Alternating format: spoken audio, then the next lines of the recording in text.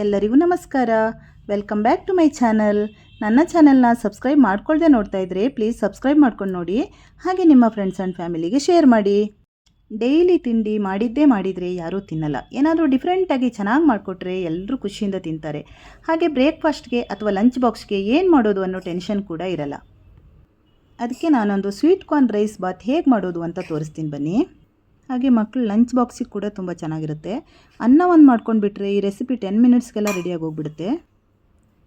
ಇವಾಗ ನಾನು ಅನ್ನಕ್ಕೆ ಇಟ್ಕೊಂಡಿದ್ದೀನಿ. ಅನ್ನ ಉದ್ರುದ್ರಾಗಿ ಮಾಡ್ಕೋಬೇಕು, ತುಂಬ ಮೆತ್ತಗಾದರೆ ಚೆನ್ನಾಗಿರಲ್ಲ. 3 ವಿಸಿಲ್ ಕೂಗಿಸ್ಕೋಬೇಕು. ಇವಾಗ ಅದಕ್ಕೇನು ಬೇಕಂತ ನೋಡೋಣ. ಈರುಳ್ಳಿ ಬೇಕು, ಸ್ವೀಟ್ ಕಾರ್ನ್ ಬೇಕು, ಹಸಿಮೆಣಸು, ಶುಂಠಿ, ಬೆಳ್ಳುಳ್ಳಿ, ಪುದೀನ ಸೊಪ್ಪು, ಲಿಂಬೆಹಣ್ಣು, ಕರಿಬೇವು.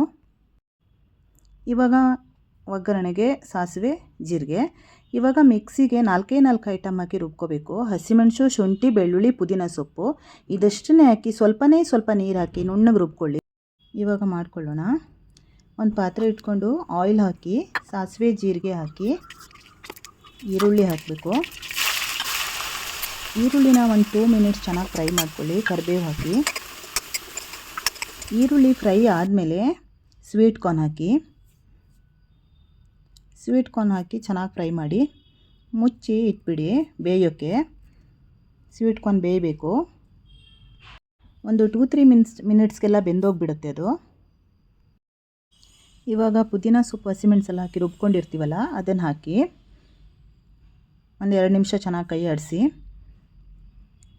ಅದರ ಹಸಿ ಸ್ಮೆಲ್ ಹೋಗೋ ತನಕ ಒಂದು ಸ್ವಲ್ಪ ಬಾಡಿಸಿ. ಆಮೇಲೆ ಅದಕ್ಕೆ ಸ್ವಲ್ಪ ಅರಿಶಿನ ಪುಡಿ, ಉಪ್ಪು ಹಾಕಿ ರೈಸ್ಗೆಲ್ಲ ಎಷ್ಟು ಬೇಕೋ ಅಷ್ಟು ಇವಾಗ ನೋಡಿಕೊಂಡು ಉಪ್ಪು ಹಾಕಿ.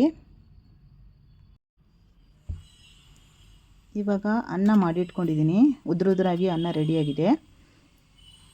ಇವಾಗ ಇದಕ್ಕೆ ಒಂದು ಲಿಂಬೆಹಣ್ಣು ಹಿಂಡಿ ಫುಲ್ ಒಂದು ಹೋಲ್ ಹಾಕಬೇಕು. ಇವಾಗ ರೈಸ್ ಹಾಕಿ ಚೆನ್ನಾಗಿ ಮಿಕ್ಸ್ ಮಾಡಿ ನೀಟಾಗಿ ಮಿಕ್ಸ್ ಮಾಡಬೇಕು.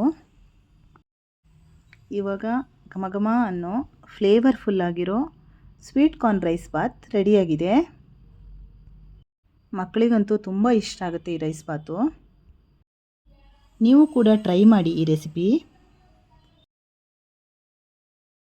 ನನ್ನ ಈ ರೆಸಿಪಿ ನಿಮಗೆ ಇಷ್ಟ ಆದರೆ ಲೈಕ್ ಮಾಡೋದು ಮರಿಬೇಡಿ.